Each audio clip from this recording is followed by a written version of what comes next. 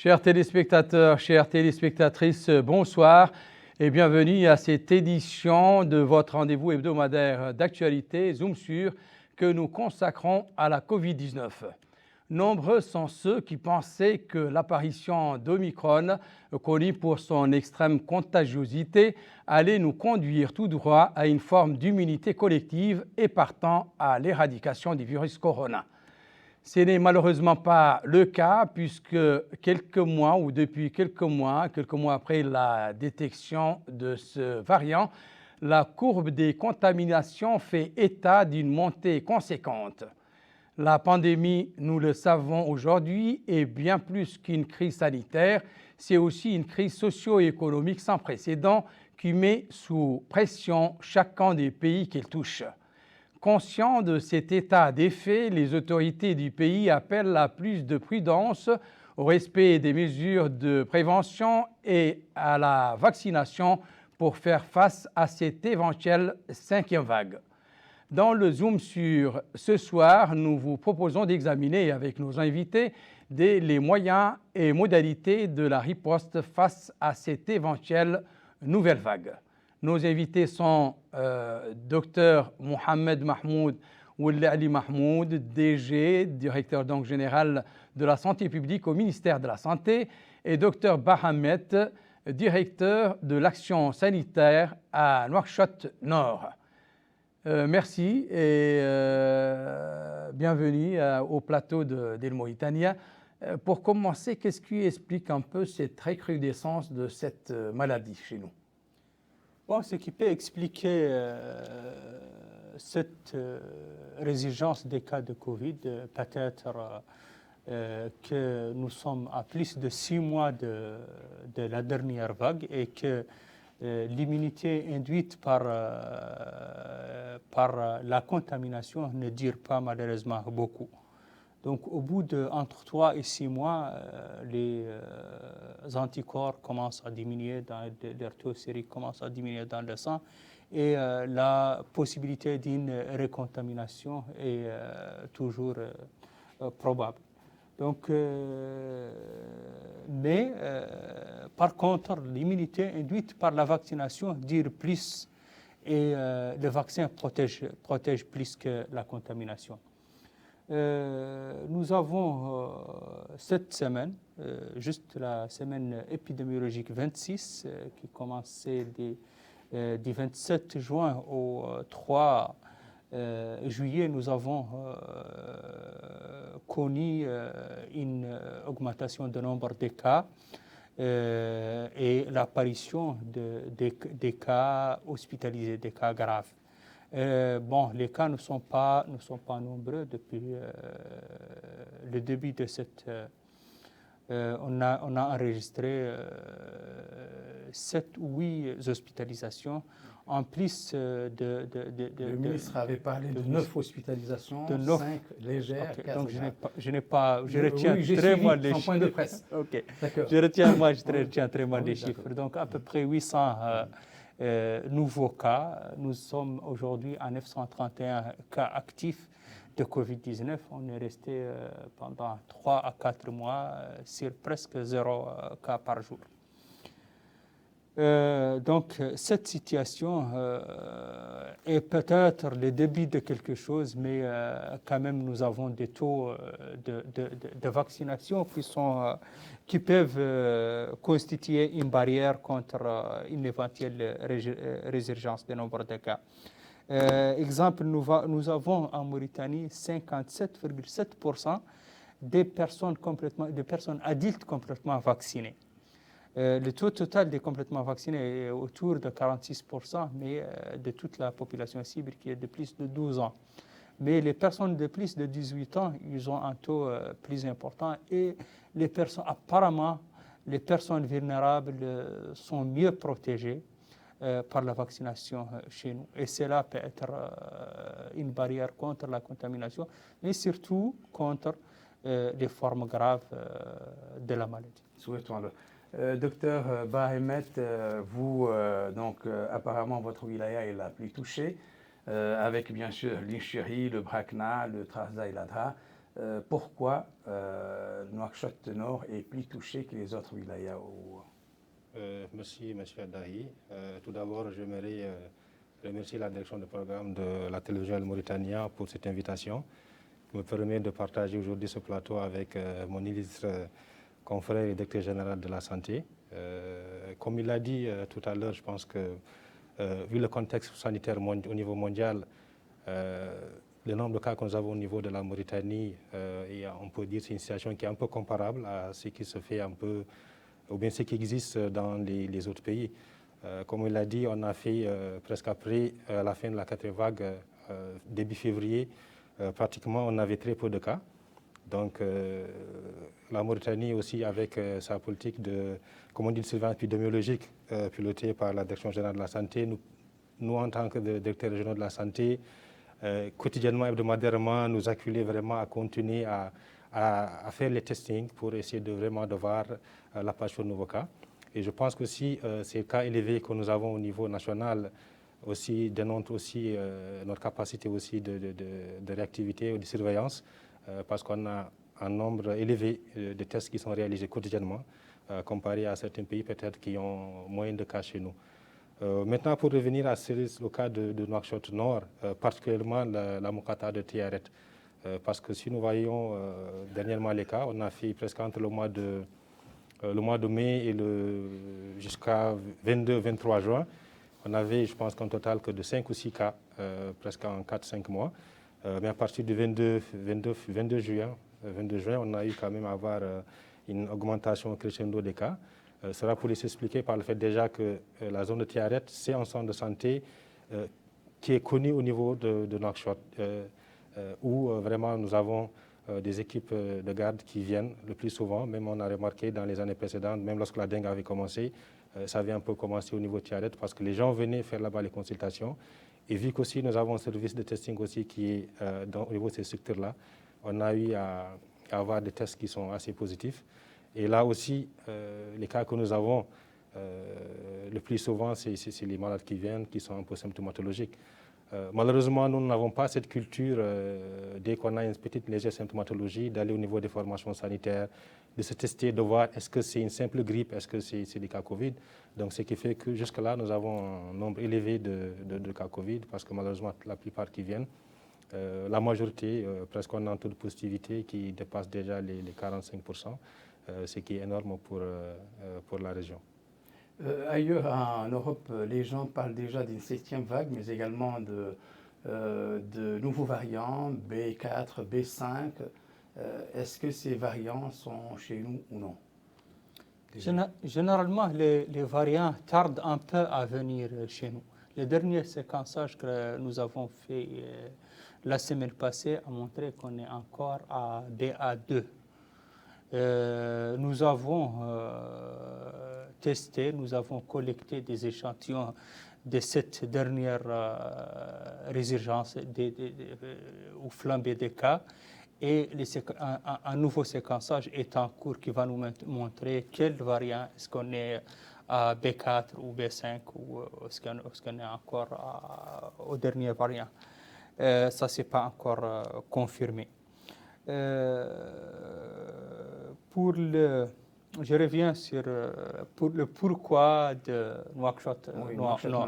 C'est vrai que c'est ajouté aux consultations fréquentes dans les formations sanitaires de Nouakchott-Nord, parce qu'il faut dire quand même qu'il y a un hôpital et un centre de santé dans cette région qui sont très, très convoités par la population de Nouakchott. Et cela est peut-être l'origine de l'apparition des cas dans le Nouakchott-Nord. Mais aussi, les taux de vaccination à Nouakchott-Nord ne sont pas bons par rapport à la moyenne nationale. Et c'est la vaccination qui a protégé certaines régions. Nous avons connu ça dans la dernière vague, que les régions les plus vaccinées ne connaissent pas de fortes vagues. Est-ce que cette augmentation des cas n'est pas due à la violation des mesures préventives par nos citoyens, aussi bien dans les gares routières, dans les marchés, dans les lieux publics? En tout cas, les analyses de nos épidémiologistes, les 2 derniers rapports hebdomadaires avaient toujours mentionné que peut-être rattacher cette augmentation au nombre de cas des rassemblements de populations fréquents qui sont connus d'habitude au mois d'été. À la saison d'été, c'est généralement la saison des rassemblements, des cérémonies. C'est peut-être ça, mais aussi c'est peut-être lié à la baisse des températures et l'humidité. Les pluies, les dernières pluies aussi, ça peut être un facteur,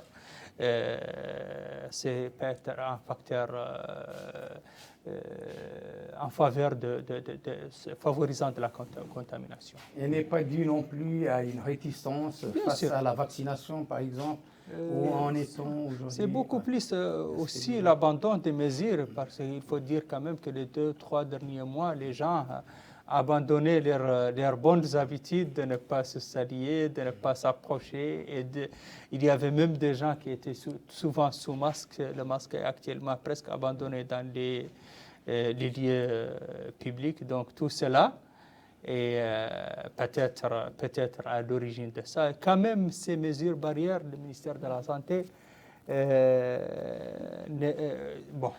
dans une population vaccinée, on ne va pas toujours continuer à exiger des mesures barrières parce que quand même la vaccination protège à un certain degré. Allez-y. Oui. Donc, on n'a pas beaucoup recommandé la tenue des masques, des mesures strictes, des mesures barrières strictes. Par contre, au temps des menaces épidémiques comme ces temps-ci, on appelle les gens à revenir sur ces mesures. Est-ce que vous pouvez revenir un peu sur les zones les plus touchées, puisque le docteur a parlé pour la zone nord. Vous, est-ce que vous pouvez nous parler? Nous avons Nouakchott Nord, nous avons l'Adrar, Ginchiri. Depuis 2-3 jours, le Brakna aussi a commencé à enregistrer des cas, mais généralement, le Omicron se propage rapidement. D'accord.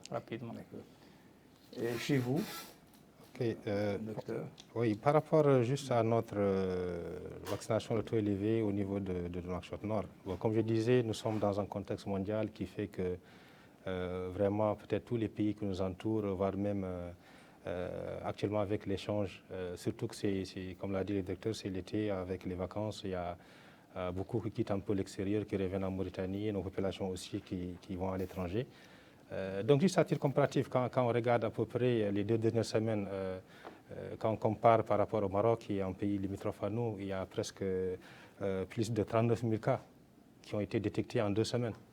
Donc nous, quand on regarde dans les 2 semaines, parce qu'avant le 22-23, on n'avait pratiquement que des dizaines de cas par jour.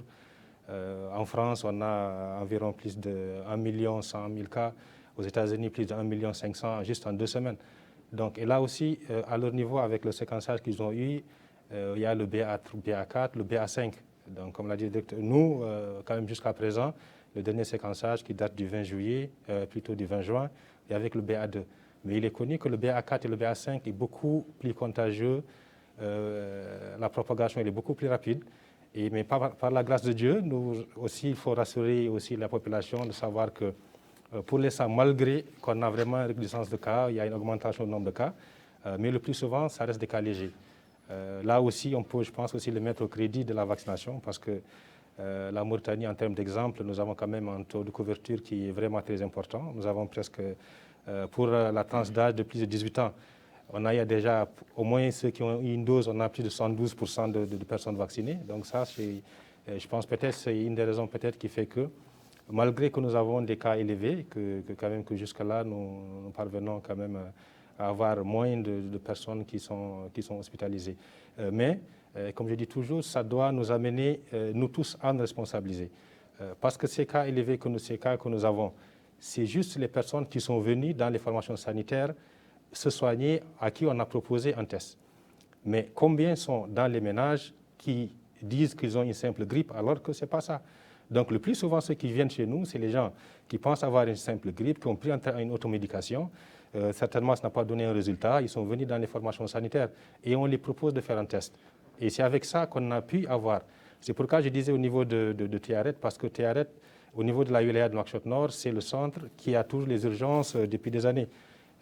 Donc le plus souvent, tous ceux qui sont un peu de la zone de l'Ixar, un peu haute, viennent. Quand il y a des urgences dans les nuits, ils viennent. Et le plus souvent, on les propose. Et plus de 60% des cas de Covid qu'on a au niveau de la wilaya de Nouakchott-Nord viennent du centre de Tiaret. Mais ce n'est pas seulement des populations de Tiaret, mais c'est des populations aussi qui viennent d'autres Mokata de Nouakchott.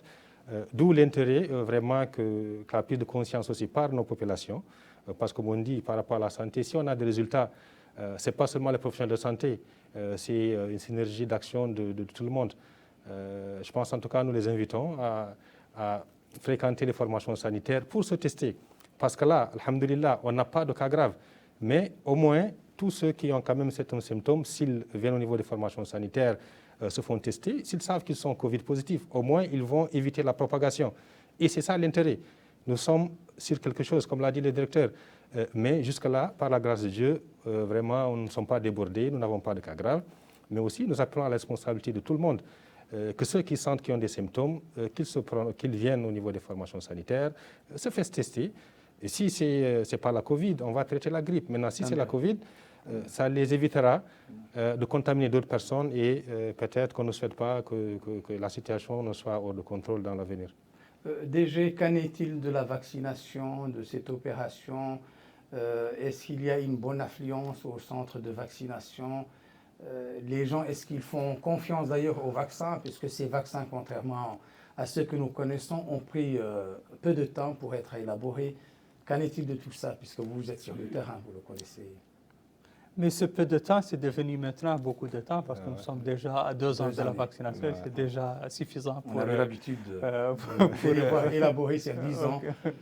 Non, c'est bon. On peut dire que quand même, ce sont des vaccins qui sont encore sous essai, mais quand même avec l'ampleur de la maladie, avec le nombre de malades, le nombre de doses administrées. Vous pouvez nous rappeler les vaccins déjà, parce que nous on oublie. Bon, en Mauritanie, nous avons utilisé les 4 antigènes qui sont le Sinopharm, l'AstraZeneca, le Johnson & Johnson et le Pfizer. Donc les 4 sont connus, sont presque les premiers dans le monde utilisés et les plus sûrs.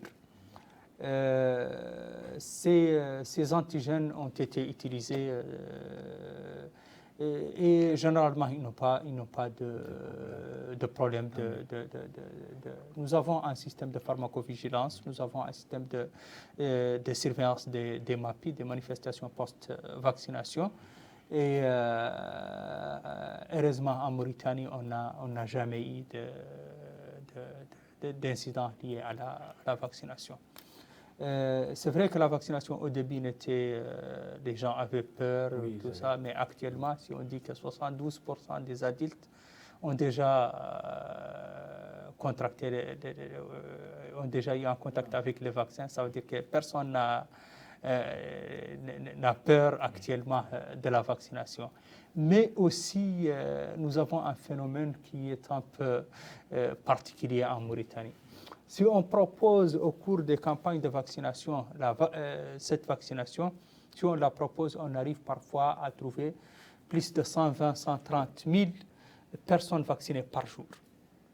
Mais en dehors des campagnes de vaccination, le vaccin est proposé dans toutes les formations sanitaires et quand on passe demander à un médecin ou à l'équipe de vaccination qui ne fait rien du matin jusqu'au soir à part la vaccination, vous trouvez qu'elle a vacciné 2 personnes, que 2 personnes ou une seule personne a passé par le centre de vaccination. Oui, pourquoi c'est là? Je crois que les autres pays ont proposé la vaccination dans les centres de vaccination.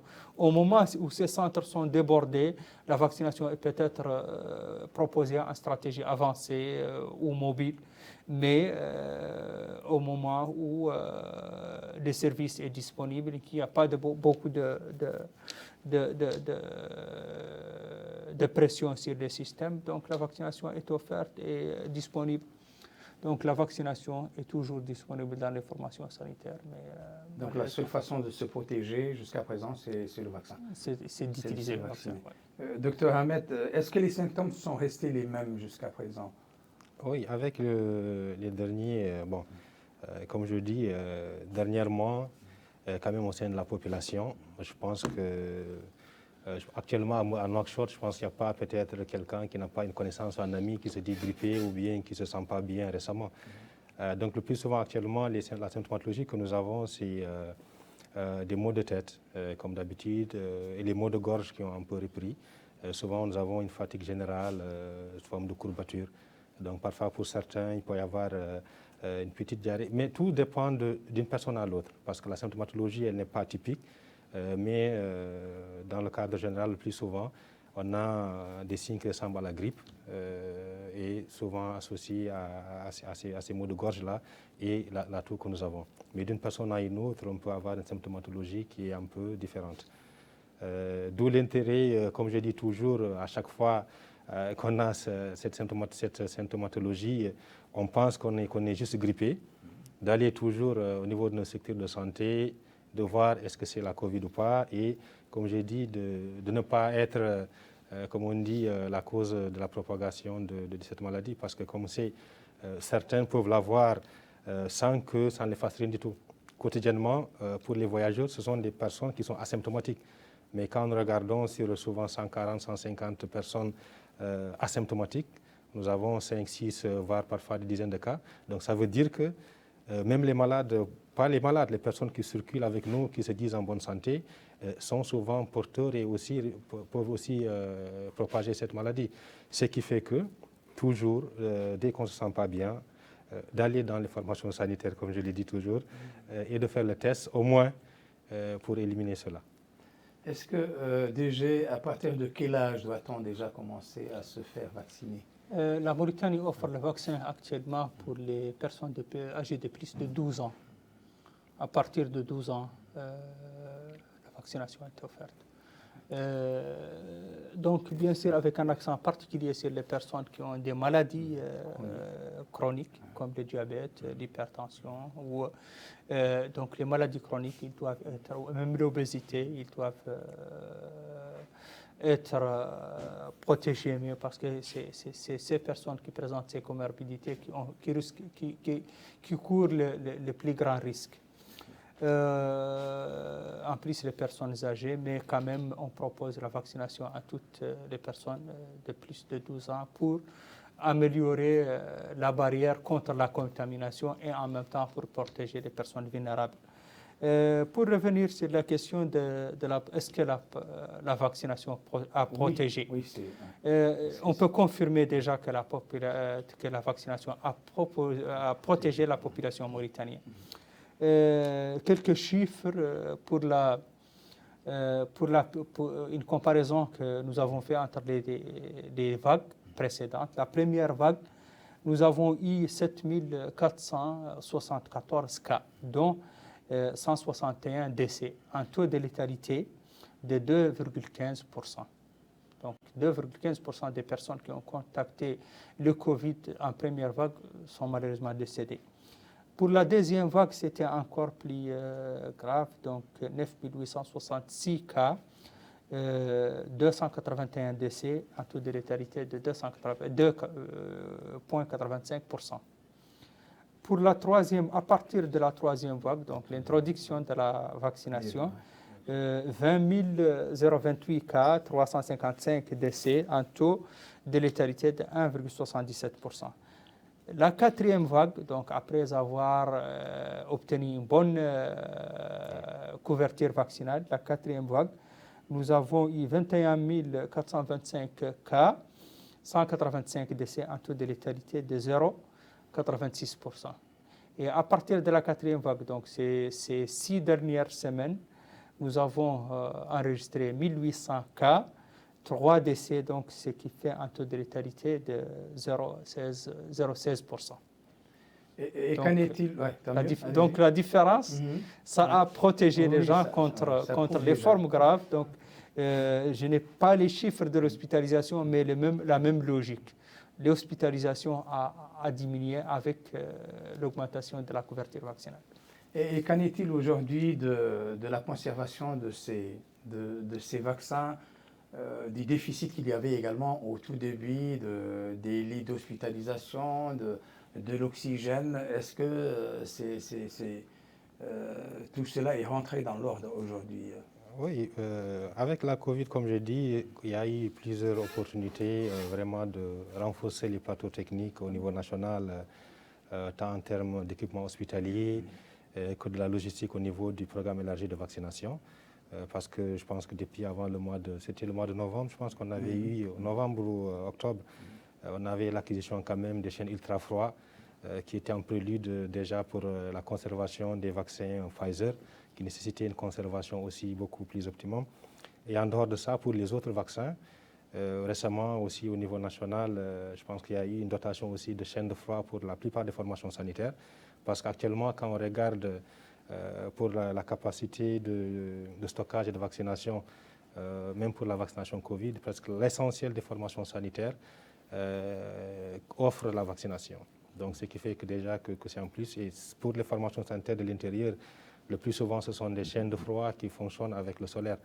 Donc, même si c'est des zones qui ne sont pas couvertes par l'électricité, il y a des possibilités d'avoir des chaînes de froid solaire pour conserver ces vaccins-là. Et aussi au niveau du PEV aussi, récemment, il y a eu beaucoup aussi de formations, de capacitation pour aussi renforcer les équipes, tant en termes de logistique aussi, par rapport à tout ce qui est conservation des vaccins et tout ce qui a trait à la logistique. Qu'en est-il de la répartition des centres et de la formation du personnel dans ces centres, aussi bien à Nouakchott qu'à l'intérieur du pays? Si on peut avoir juste une idée pour... Avec le Covid, donc vraiment c'est une révolution par rapport aux capacités de réanimation. Je crois qu'on est rentré en Covid avec 4 ou 6 lits de réanimation pour tous les pays. Réanimation qui est capable de prendre en charge des malades graves Covid. Actuellement, nous sommes à 64 lits de réanimation, ça veut dire réanimation capable de prendre en charge un malade grave Covid avec un haut débit d'oxygène fourni par une centrale d'oxygène. Ces lits sont répartis sur l'hôpital Mohamed Ben Zayed, qui est un hôpital dédié à la prise en charge de Covid, avec tous les hôpitaux de Nouakchott, les autres hôpitaux de Nouakchott qui ont des unités de réanimation Covid et des centrales d'oxygène. À l'intérieur, nous avons tous les centres hospitaliers de l'intérieur qui ont des lits de réanimation, mais nous avons aussi créé des unités Covid interrégionales, des hôpitaux interrégionaux qui sont dédiés à la prise en charge Covid. En plus de ces 64 lits, nous avons au total aussi à peu près 200 lits d'hospitalisation Covid qui sont aussi dotés d'oxygène, mais pas la réanimation grave. Donc ces capacités sont accompagnées aussi par la formation du personnel. Donc nous avons eu au début à recruter des équipes de réanimation, des spécialistes en réanimation venus de l'étranger pour accompagner nos équipes. Il y a beaucoup de sessions de formation du personnel. On continue un programme de renforcement des capacités en envoyant nos professionnels de santé à l'étranger pour la formation. Donc tout cela nous a permis d'avoir vraiment des capacités en réanimation. Pour ce qui est bien sûr, ajouter au renforcement des capacités des équipes de surveillance épidémiologique, de la prise en charge à partir de la communauté jusqu'au l'hôpital. Nous avons, du côté de la vaccination, la chaîne de froid de la Mauritanie n'était pas mauvaise au début parce que nous avons un programme élargi de vaccination qui a des chambres froides, qui a beaucoup de capacités de stockage des vaccins, ce qui nous a permis d'acquérir rapidement les vaccins. Mais nous avons aussi renforcé cette chaîne de froid par l'acquisition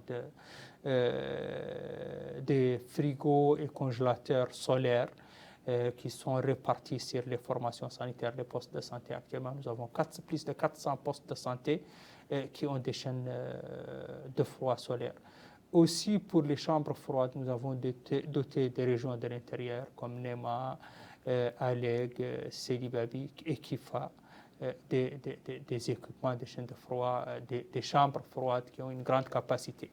Actuellement, dans notre chaîne de froid, nous avons à peu près 4 millions de doses de différents vaccins.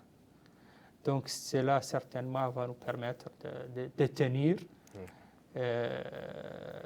Donc, ça veut dire que nous avons de très bonnes capacités. Ajouter aussi aux accumulateurs de froid des produits, des produits de conservation pour les activités mobiles et avancées. Toute notre chaîne de froid est supervisée par des appuis techniques de nos partenaires comme l'UNICEF et l'OMS. Et nous avons de très bonnes performances qui sont connues dans la sous-région. Et les efforts de la Mauritanie en matière de vaccination Covid sont actuellement reconnus par toute la communauté internationale. En général, après les campagnes que votre département effectue de vaccination, les gens se plaignent d'avoir des effets secondaires. Est-ce que c'est toujours le cas? Ça, c'était au début des campagnes de vaccination. Ouais. Est-ce que c'est toujours le cas? Comment cela se manifeste-t-il?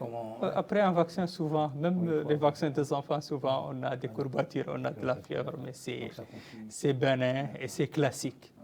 Nous, les manifestations graves, ça veut dire qu'on appelle manifestation grave si on a un syndrome hémorragique, si on a une paralysie, si on a une situation grave. Mais ces situations qui sont décrites dans la littérature, heureusement, on n'a pas eu de cas de mal. Juste pour ajouter au propos du directeur général de la santé, comme on le sait, avec la vaccination, comme je dis, chacun a son immunité. Nous ne réagissons pas tous de la même manière face à une vaccination. Donc l'exemple le plus simple, c'est quand nous partons dans les centres de vaccination pour les enfants. Il y a des enfants, on peut les vacciner, ils vont juste crier un peu. Il y a d'autres qui vont pleurer jusqu'à rentrer à la maison, qui vont développer un peu de fièvre. Certains auront besoin peut-être même de revenir. Donc ça dépend un peu de l'immunité de chacun. Mais jusque-là, quand même, nous n'avons pas eu à notifier le plus souvent après les campagnes de vaccination quand même des manifestations graves. Mais ça aussi, il faut porter à l'attention aussi des populations. Après la vaccination, il y a des possibilités. Le plus souvent, pendant la vaccination, l'administration, on les informe qu'il y a la possibilité qu'il y ait un syndrome fébrile, quelque chose. Mais s'il y a quelque chose qui dépasse un peu, de revenir au niveau de la formation sanitaire, de voir est-ce que peut-être que ce n'est pas lié peut-être à leur état de santé et autres déjà. Mais quand même dans l'ensemble, jusque-là, nous n'avons pas eu de problème particulier par rapport à la vaccination Covid. Au début, on parlait, votre objectif était celui de réaliser 2 600 000, c'est bien ça déjà, de personnes vaccinées? Nous avons, oui, c'est toujours le cas. Les personnes, ce chiffre correspond, c'est plutôt 2 millions, c'était 2 600 000, mais actuellement notre chiffre est à 2 900 000 avec l'ajout de la catégorie entre 12 et 18 ans. Donc c'est 2 900 000, ça correspond à la population de la Mauritanie qui est supérieure, qui a l'âge supérieur à 12 ans. Et quel est le pourcentage atteint? C'est 64,6% de la population mauritanienne. L'attention est très focalisée actuellement, et c'est normal, sur les patients de la Covid. Est-ce que cela ne va pas un peu être une négligence des personnes qui souffrent d'autres pathologies? Il n'y a pas Au niveau des formations sanitaires, je pense que vu que nous sommes dans un contexte de pandémie toujours, de Covid-19, toute personne qui viendra, en tout cas tous les cliniciens quand même, connaissant bien leur matière, dès que le patient vient, en fonction de la symptomatologie, ça va les orienter vers une maladie. Particulièrement actuellement, s'il y a un syndrome grippal, on pense d'abord à la Covid parce que nous avons les moyens de diagnostiquer la Covid qui sont disponibles et qui sont gratuites au niveau de toutes les formations sanitaires. Donc d'abord, on élimine la Covid pour voir est-ce que ce n'est pas la Covid.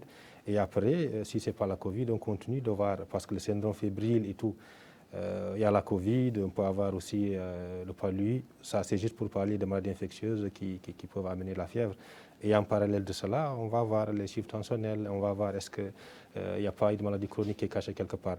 Mais actuellement, la Covid, c'est juste parce que nous sommes dans le contexte Covid que la surveillance porte une attention particulière sur la Covid.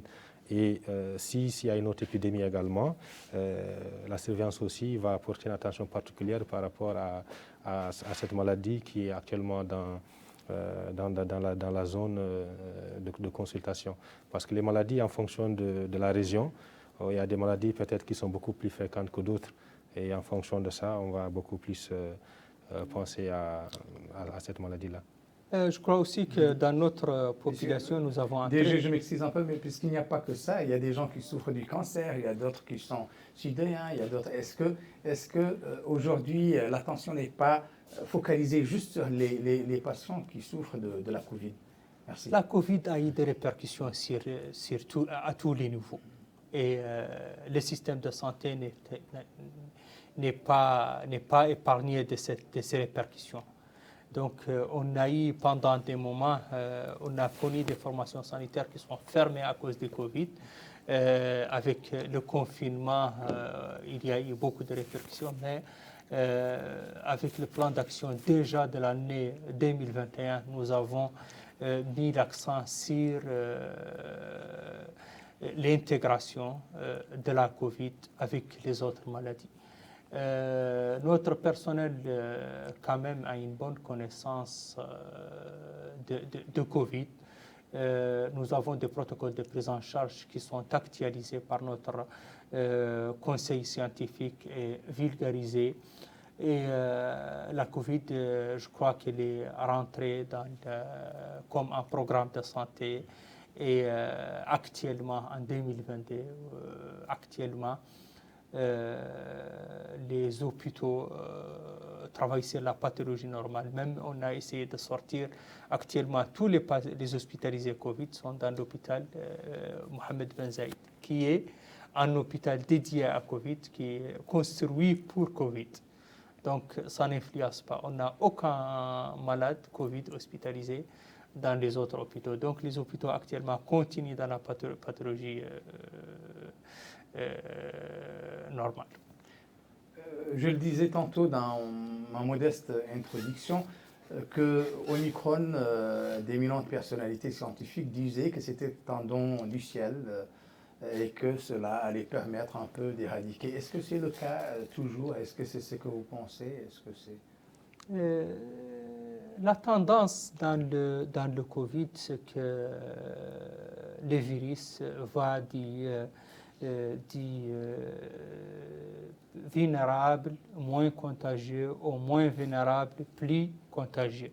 Et si c'est la tendance, le Covid va rejoindre la grippe qui, chaque hiver, touche 50 ou 60% de la population jusqu'à obtenir une immunité collective. Et le virus mythe l'année prochaine pour créer une nouvelle souche et une autre grippe. Donc si cela est le cas, le Omicron avec la succession de mutations vers le moins vulnérable, donc ça va moins plutôt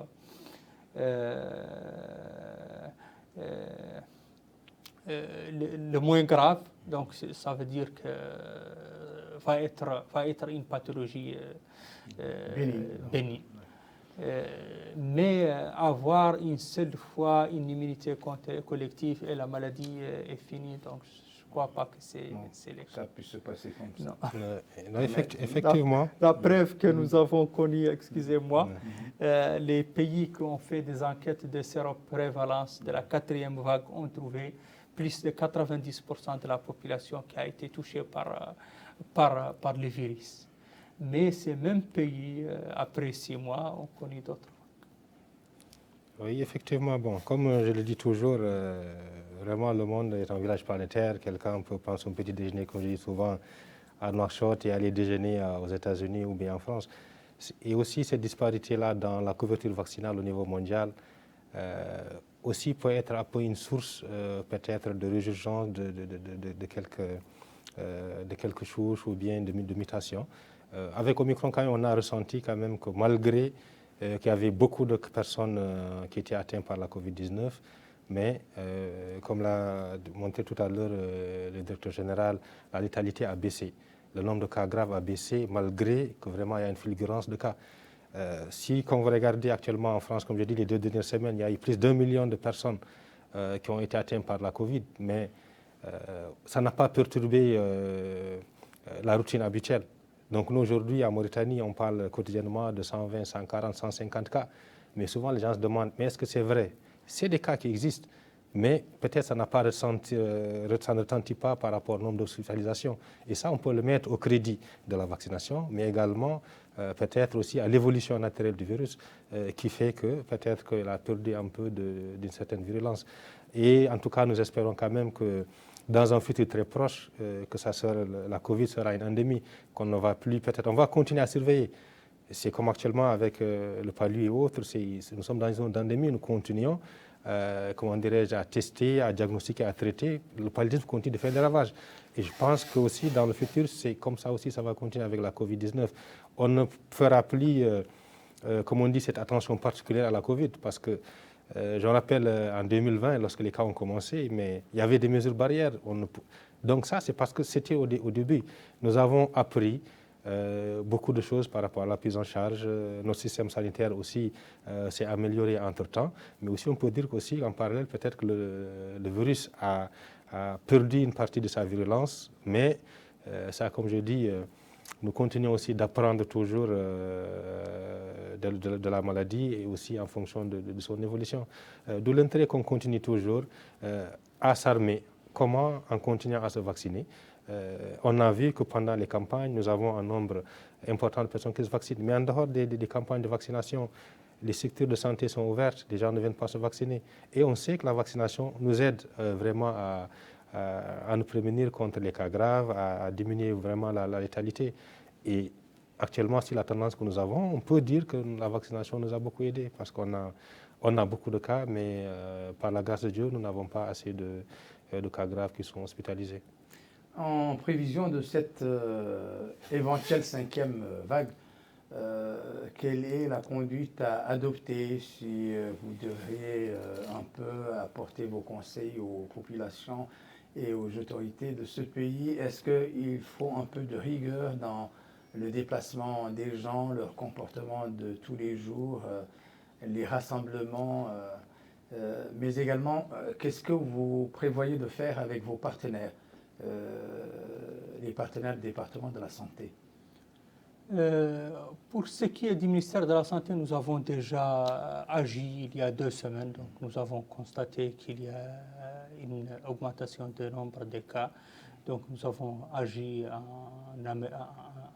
en vérifiant d'abord une vérification de tous les stocks, donc constitution des stocks Covid, l'augmentation du nombre de tests et la généralisation des tests partout dans les pays pour améliorer la veille épidémiologique, le renforcement des structures de prise en charge. Donc tout cela a été déjà mis en place.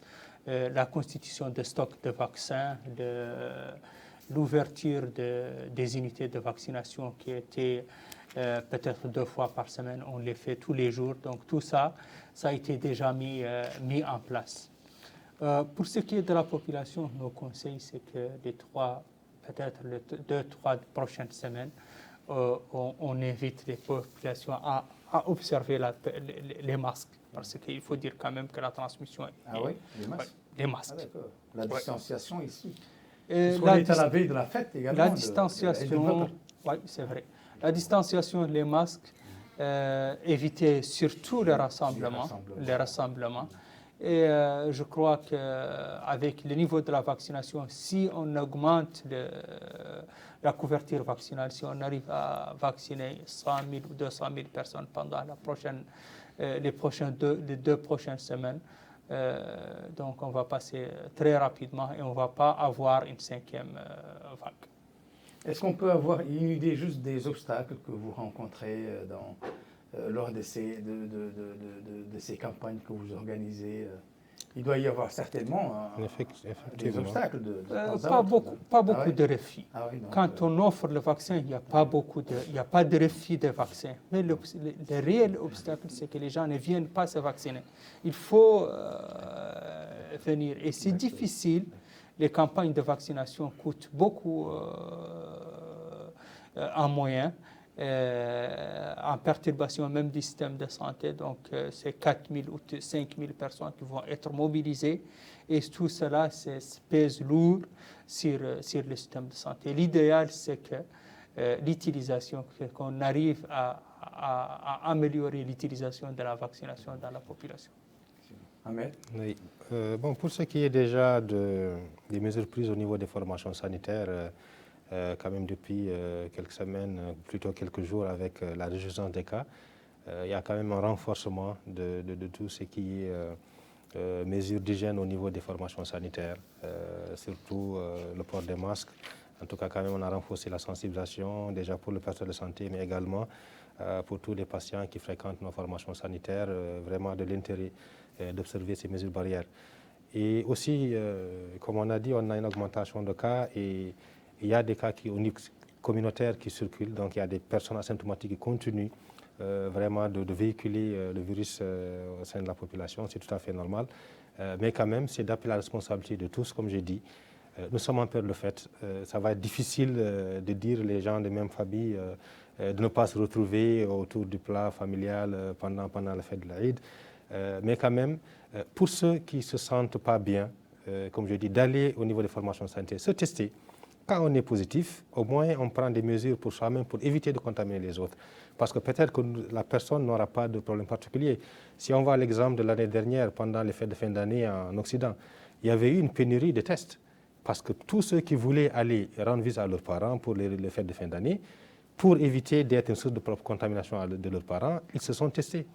Donc volontairement. Donc en tout cas, nous, c'est ce qu'on demande pour ceux qui se disent qu'ils ont juste la simple grippe, de se tester d'abord et d'éliminer la Covid. Et comme ça, quand ils vont se retrouver avec les autres, sachant qu'ils ne sont pas vecteurs du Covid-19, et là au moins, ils sauront quand même, ils pourront mettre un frein à ce que la propagation ne passe pas au moins par eux.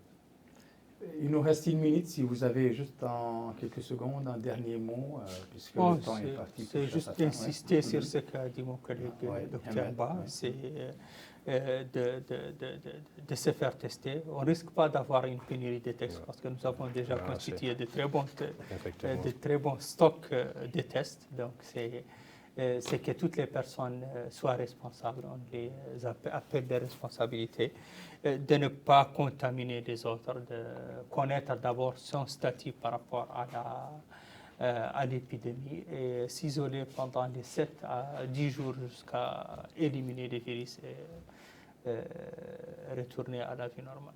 Merci. Donc, c'est la fin de cette émission. Merci pour votre attention. Merci également à nos invités que j'ai eu l'honneur de recevoir sur le plateau des Mauritaniens ce soir. Il s'agit de Dr Mohamed Mahmoud Oulali Mahmoud, directeur général de la santé publique au ministère de la Santé, et Dr Bahemet, directeur de l'action sanitaire à Nouakchott Nord. Merci également à tous nos téléspectateurs et à toutes nos téléspectatrices. Un grand merci pour l'équipe de la télévision qui a participé pour la réalisation de cette édition, particulièrement les caméramans ici présents et les techniciens de la régie. À la prochaine.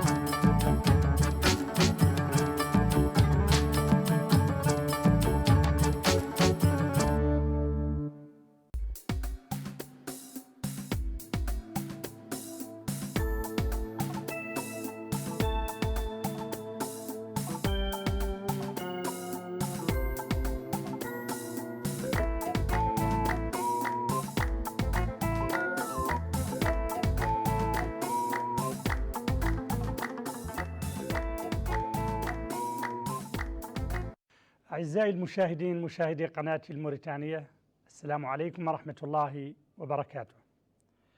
يسعدني أن أرحب بكم في مستهل هذه الحلقة المباركة من برنامجكم الأسبوعي معاملات. هذا البرنامج الذي نسلط فيه الضوء كالعادة على أهم المنتجات المالية الإسلامية والخدمات المصرفية التي تقدمها المؤسسات المالية الإسلامية، وعلى أهم العقود التي نتعاطاها في سوقنا المحلية بعيدا عن القطاع المصنف. حديثنا اليوم سيكون عن المرابحة. سنتحدث عن المرابحة للمرة الثانية. تحدثنا عن عقد المرابحة في حلقة سابقة، لكن الطلبات المتكررة على استعادة الحديث وعن الحديث على جهات معينة أو من زوايا محددة عن المرابحة جعلتنا نعيد الحديث عنها جذعا. المرابحة كما تجريها المصارف الإسلامية هي أساسا المرابحة للآمر بالشراء. قد لا نتجاوز تعريف المرابحة، وهو بناء بيع السلعة على ما قامت به أصلا، على ما اشتراها به التاجر أصلا في صفقة شرائه لها. أنها من عقود الأمانات. تتذكرون أن هنالك عقودا في البيع تسمى عقود المكايسات. هذه لا علاقة لعقد البيع فيها وثمنه بما قامت به السلعة على التاجر أصلا. أما بيوع الأمانات فتنعقد بيوعها على أساس ما قامت به السلعة أصلا، ولذلك سميت بيوع أمانة أو أمانات، لأن البائع مؤتمن على الإفصاح الشفاف الصادق عن ما قامت عليه به هذه السلعة. اشتريت هذا الهاتف ب40,000 وأبيعه لك ب40,000، هذا بيع من بيوع الأمانة ويسمى بالتولية، لأنني تنازلت لك عنه بما قام علي به. اشتريته ب40,000 وأبيعه لك ب30، هذه تسمى بالوضيعة، لأنني وضعت عنك من ثمنه. واشتريته ب40,000 وأبيعه لك ب45,000، فهذه هي المرابحة. بنينا البيعة الجديدة والسلعة الجديدة، بنينا ثمنها على أساس هامش ربح معين زائد على ما قامت به السلعة. نأتي إلى التطبيقات المعاصرة للمرابحة، وهي المرابحة المصرفية أو المرابحة الثلاثية أو المرابحة للآمر بالشراء. هنا يكون الطرف الوسيط ليس تاجرا في الأصل، لا توجد لديه هذه السلع وهذه البضائع التي يراد أن تنعقد عليها المرابحة. البنك يأتي إليه العميل فيحدد حاجته من السلع أو من الأصول أو من المعدات. أحتاج إلى هذه السيارة، أو أحتاج إلى هذه الشقة السكنية، أو أحتاج إلى هذه المواد القابلة للتسييل مثل بطاقات تزويد الهاتف أو الإسمنت أو الحديد أو ما إلى ذلك. يعمد البنك بعد أن يأخذ من العميل وعدا بأنه إذا تملك هذه السلعة سيشتريها منه بالربح، فيعمد البنك إلى مورده مالك السلعة الحقيقي فيشتري منه هذه السلعة حتى يتملكها وتكون في ضمانه، أي في ضمان البنك.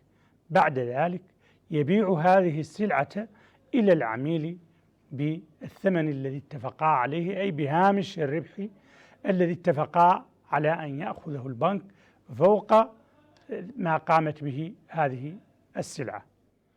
فهذه هي المرابحة للآمر بالشراء، وإن كانت غير محبوبة لدى المذهب المالكي فإنها مأخوذة من المذهب الشافعي، وقد صدر فيها قرار من مجمع الفقه الإسلامي الدولي التابع لرابطة العالم الإسلامي التابع لمنظمة التعاون الإسلامي أقصد، وأيضا كرسها المعيار الشرعي الصادر بخصوص المرابحة.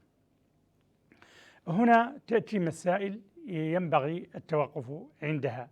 هل يجوز للبنك أن لا يشتري سلعة إلا بعد أن يحصل على سوق لها؟ أجل، يمكن للبنك أن لا يعمد إلى شراء سلع أو بضائع أو أصول لا يريد تملكها ويخشى من مخاطر السوق إذا امتلكها، مثلا انهيار أسعارها أو ما إلى ذلك، فيمكنه أن يحجم عن شراء السلع التي يريد بيعها مرابحة حتى يجد لها سوقا، حتى يجد لها عميلا يأمره بشرائها ويعده وعدا ملزما بشرائها منه.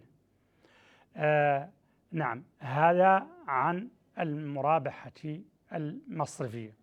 هل هذا الوعد ملزم أم أنه غير ملزم؟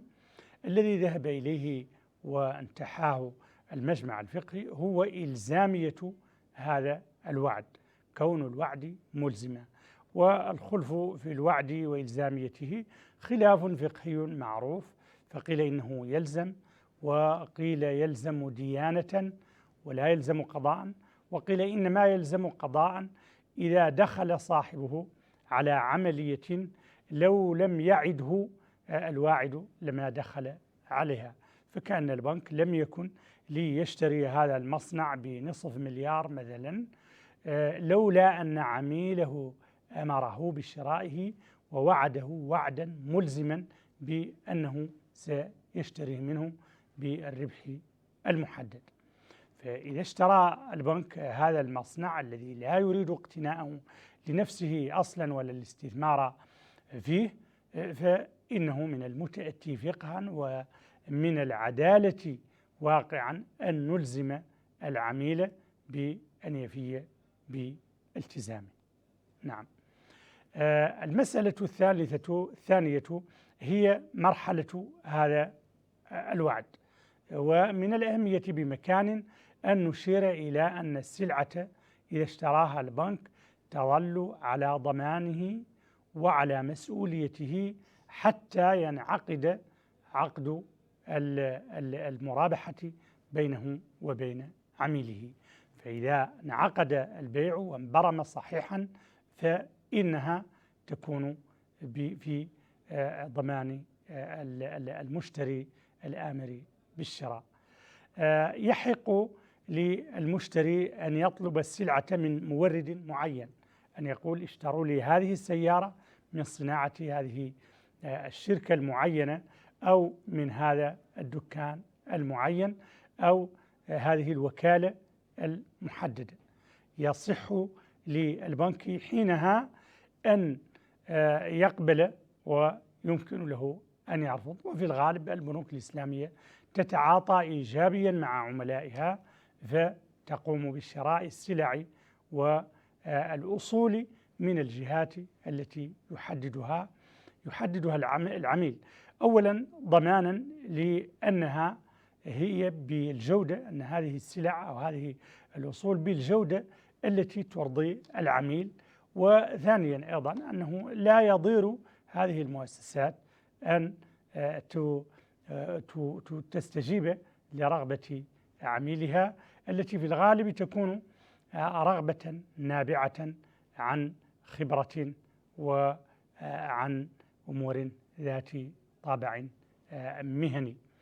دراسة البنك للسلعة المطلوبة يجب على البنك أن يتأكد أن هذه السلعة محل المرابحة مما يجوز بيعه وشراؤه، فإنه لا يجوز للبنك الإسلامي أن يمول تمويلات أو استثمارات غير جائزة. لا يجوز له أن يمول الخمور أو المراقص أو كل ما يأباه الشارع، فعلى البنك أن يتأكد أن موضوع هذا التمويل هو للسكن، للمركب، للاستثمار المباح وهكذا.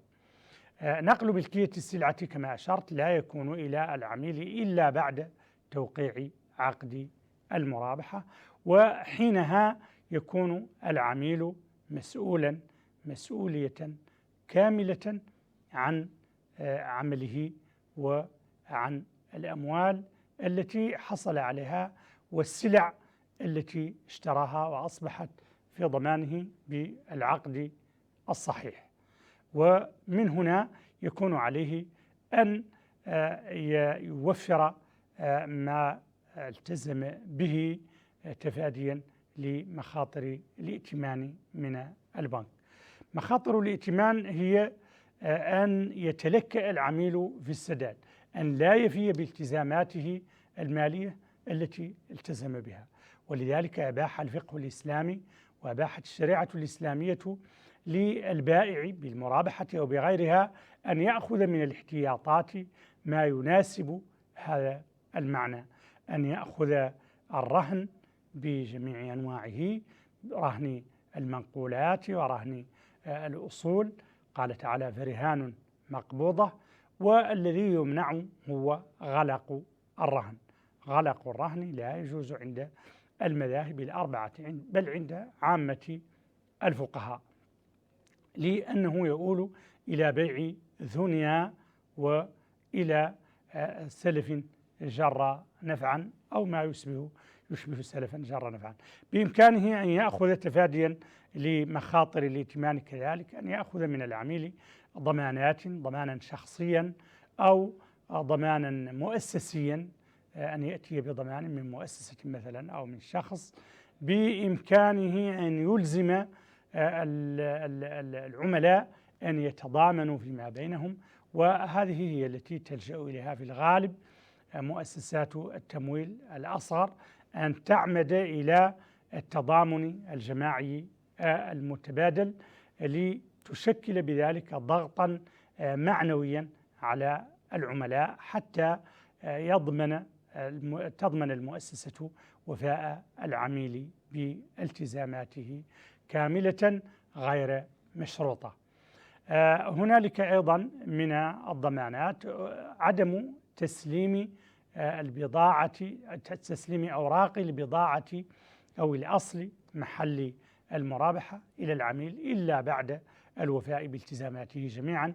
إذا كانت مثلا بيتا أو كانت شقة فإن للبنك أن لا يسمح له بنقل ملكيتها عقاريا ورسميا حتى يفي بالتزاماته، وأما تمكينه منها فلا يعتبر تسليما للرهن، لأن السجل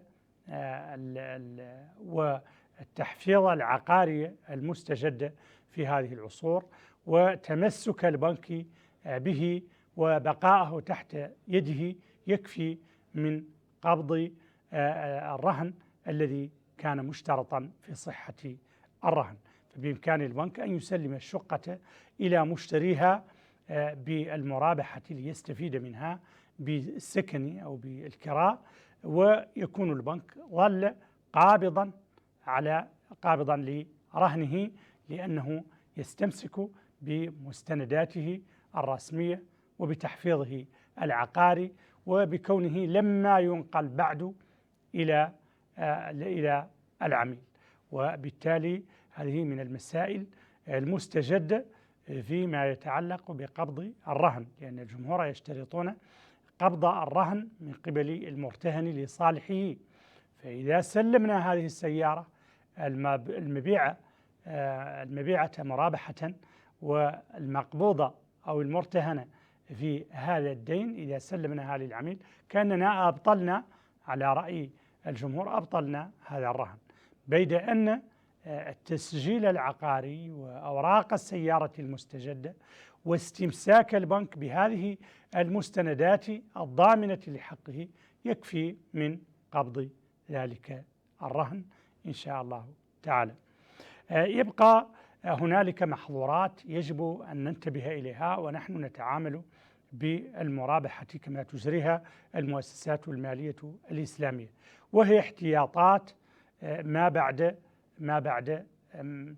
تلكؤ العميل في التزاماته، هو أنه لا يجوز الشرط العقاري في أي بيع من بيوع المداينات، وخاصة المرابحة، لأنها من بيوع هذه المداينات. ومعنى الشرط الجزائي أن يشترط البنك على عميله أنه إذا تلكأ عن السداد فإنه سيزيد عليه بحسب المدة، وهذا هو الربا في الذمة، ربا الجاهلية الذي يحرم ويحرم إجماعا.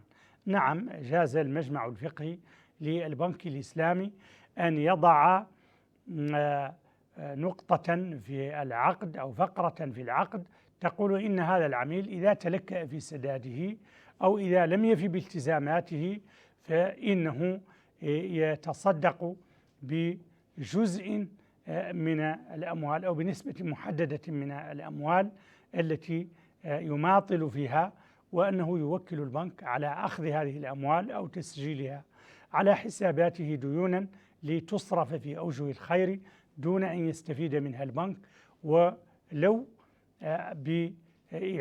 بالإعلام أو بالإعلان أو بظهورها من ضمن مسؤولياته الاجتماعية تجاه المجتمع.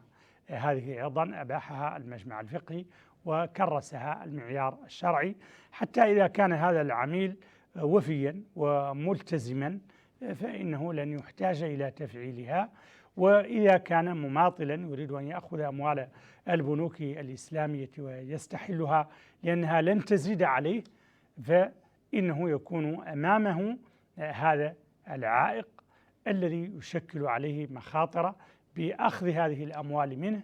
والفرق بينها وبين الفوائد التي تأخذها البنوك غير الإسلامية أن تلك الفوائد تأخذها البنوك لنفسها وتظهر أرباحا لديها في قوائمها المالية، أما هذه الأموال فتذهب إلى صندوق الأموال